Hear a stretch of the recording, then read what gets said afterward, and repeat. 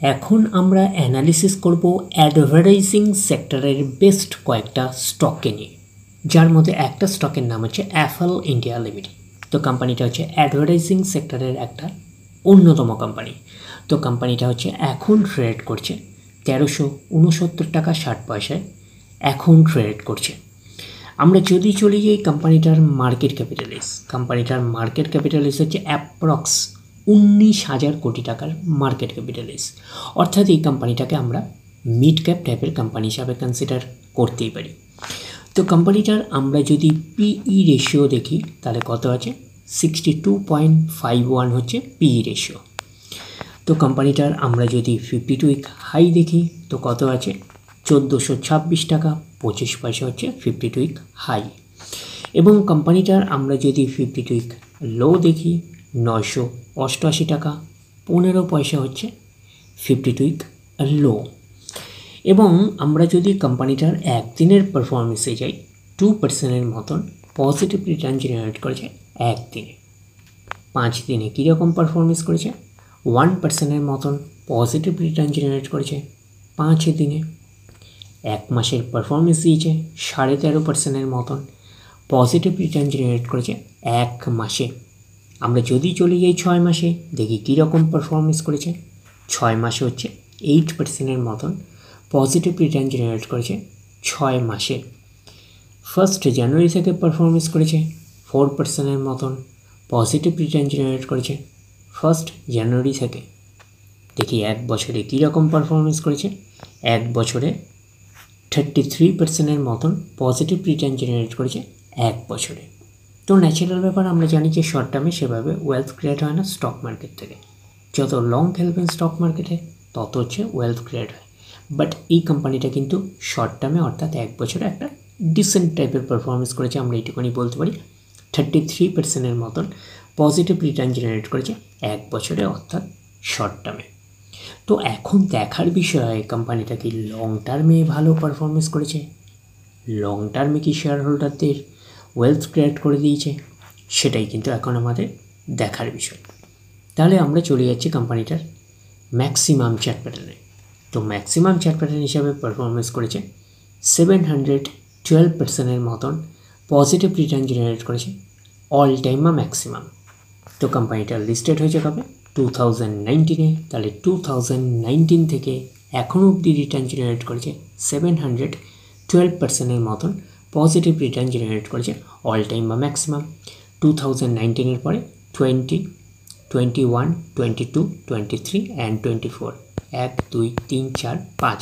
তার মানে আগস্ট মাস আসলে কিন্তু 5 বছর কমপ্লিট হবে। এটা জুলাই মাস চলছে, তো অ্যাপ্রক্স বলতে পারেন 5 বছরের চার্ট প্যাটার্ন হিসাবে আপনারা কনসিডার করতেই পারেন। তো 5 বছরের পারফরমেন্স হিসাবে আমরা যদি বলি একটা ডিসেন্ট টাইপের পারফরমেন্স করেছে, আমরা এইটুখানি বলতেই পারি। 100% মানে ইনভেস্টমেন্ট ডবল, তো ইনভেস্টমেন্টকে আমরা এইটুখানি বলতে পারি 8 গুণের কিন্তু অনেকটাই বেশি করে দিয়েছে 5 বছরে। তো 5 বছরে কিন্তু হিউজ ওয়েলথ ক্রিয়েট করে দিয়েছে শেয়ার হোল্ডারদের, আমরা এইটুখানি বলতেই পারি। তো আমার কোম্পানিটা লিস্টেড হয়েছে 5 বছরে লিস্টেড হয়েছে, আমরা এইটুখানি বলতে পারি। তো এই কোম্পানিটা কিন্তু ফান্ডামেন্টালি সাউন্ড কোম্পানি, তো এই কোম্পানিটাকে আপনারা রাডারে রাখতে পারেন। তারপরে আমরা চলে যাচ্ছি নেক্সট স্টক। আমরা চলে আসলাম নেক্সট স্টকের নাম হচ্ছে ব্রাইট আউটডোর মিডিয়া লিমিটেড। তো এই কোম্পানিটা কিন্তু অ্যাডভার্টাইজিং সেক্টরের একটা অন্যতম কোম্পানি। তো কোম্পানিটা এখন ট্রেড করছে 450 টাকা 10 পয়সায় এখন ট্রেড করছে। আমরা যদি চলে যাই কোম্পানিটার মার্কেট ক্যাপিটালাইজ কত রয়েছে, 654 কোটি টাকার মার্কেট ক্যাপিটালাইজ। অর্থাৎ এই কোম্পানিটাকে আমরা কিন্তু মাইক্রো ক্যাপ টাইপের কোম্পানি হিসাবে কনসিডার করতেই পারি। তো কোম্পানিটার আমরা যদি পি রেশিও দেখি 39.31 হচ্ছে পি রেশিও। তো কোম্পানিটার আমরা যদি 52 উইক হাই দেখি তো 52 উইক হাই কত আছে, 572 টাকা হচ্ছে 52 উইক হাই। এবং কোম্পানিটার আমরা যদি 52 উইক লো দেখি 237 টাকা হচ্ছে 52 উইক লো। তো কোম্পানিটার আমরা যদি একদিনের পারফরমেন্সে যাই, একদিনে একটা ফ্ল্যাটিস টাইপের পারফরমেন্স করেছে একদিনে। 5 দিনের পারফরমেন্স করেছে 4% মতন নেগেটিভ রিটার্ন জেনারেট করেছে 5 দিনে। এক মাসে কীরকম পারফরমেন্স করেছে। আমরা যদি চলে যাই এক মাসে, তো এক মাসে হচ্ছে পারফরমেন্স করেছে 6%-এর মতন নেগেটিভ রিটার্ন জেনারেট করেছে এক মাসে। 6 মাসে কীরকম পারফরমেন্স করেছে, 10%-এর মতন নেগেটিভ রিটার্ন জেনারেট করেছে 6 মাসে। 1 জানুয়ারি থেকে পারফরমেন্স করেছে কত, 8%-এর মতন নেগেটিভ রিটার্ন জেনারেট করেছে 1 জানুয়ারি থেকে। আমরা যদি চলে যাই এক বছরে, এক বছরে কীরকম পারফরমেন্স করেছে, 70%-এর মতন পজিটিভ রিটার্ন জেনারেট করেছে এক বছরে। তো ন্যাচারাল ব্যাপার, আমরা জানি যে শর্ট টার্মে সেভাবে ওয়েলথ ক্রিয়েট হয় না স্টক মার্কেট থেকে। যত লং খেলবেন স্টক মার্কেটে তত হচ্ছে ওয়েলথ ক্রিয়েট হয়। বাট এই কোম্পানিটা কিন্তু শর্ট টার্মে অর্থাৎ এক বছরে কিন্তু একটা ডিসেন্ট টাইপের পারফরমেন্স করেছে, আমরা এইটুখানি বলতেই পারি। 70%-এর মতন পজিটিভ রিটার্ন জেনারেট করেছে এক বছরে অর্থাৎ শর্ট টার্মে। তো এখন দেখার বিষয়, কোম্পানিটা কি লং টার্মে ভালো পারফরমেন্স করেছে, লং টার্মে কি শেয়ার হোল্ডারদের ওয়েলথ ক্রিয়েট করে দিয়েছে, সেটাই কিন্তু এখন আমাদের দেখার বিষয়। তাহলে আমরা চলে যাচ্ছি কোম্পানিটার ম্যাক্সিমাম চার্ট প্যাটার্নে। তো ম্যাক্সিমাম চার্ট প্যাটার্ন হিসাবে পারফরমেন্স করেছে 186%-এর মতন পজিটিভ রিটার্ন জেনারেট করেছে অল টাইম বা ম্যাক্সিমাম। তো কোম্পানিটা লিস্টেড হয়েছে কবে, 2023-তে লিস্টেড হয়েছে। তাহলে 2023 থেকে এখনও অব্দি রিটার্ন জেনারেট করেছে 186%-এর মতন পজিটিভ রিটার্ন জেনারেট করেছে অল টাইম বা ম্যাক্সিমাম। তাহলে 2023-র পরে 24, তার মানে হচ্ছে মার্চ মাসে কিন্তু এক বছর কমপ্লিট হলো। মার্চের পরে হচ্ছে এপ্রিল, মে, জুন, এটা চলছে জুলাই। তাহলে 1, 2, 3, 4, তার মানে এক বছর 4 মাস হয়েছে লিস্টেড হয়েছে কোম্পানিটা।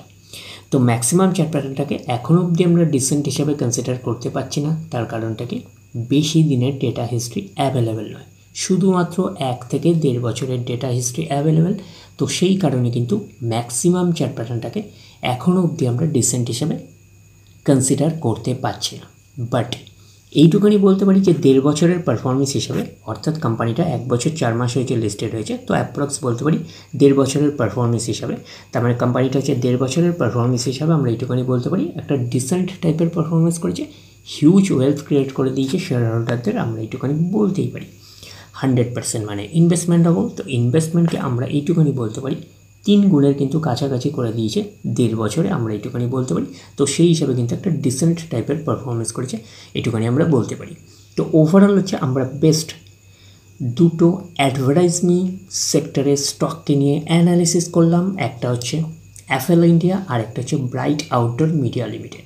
এই দুটো কোম্পানিকে আপনারা রাডারে রাখতে পারেন। তো অ্যাফেল ইন্ডিয়া হচ্ছে মিড ক্যাপ টাইপের কোম্পানি, আর ব্রাইট আউটডোর মিডিয়া লিমিটেড এই কোম্পানিটা হচ্ছে মাইক্রো ক্যাপ টাইপের কোম্পানি। তো দুটো কোম্পানিকে আপনারা রাডারে রাখতে পারেন। ডিরেক্টলি গিয়ে জাম্প করে বাই করবেন না, ফার্দার স্টাডি করবেন। আফটার দ্যাট হচ্ছে আপনারা ডিসাইড করবেন কোন স্টকটা বাই করবেন কি করবেন না। তাহলে এই অবধি, নেক্সট ভিডিওতে আবার আপনার সাথে আমার দেখা হচ্ছে। ধন্যবাদ।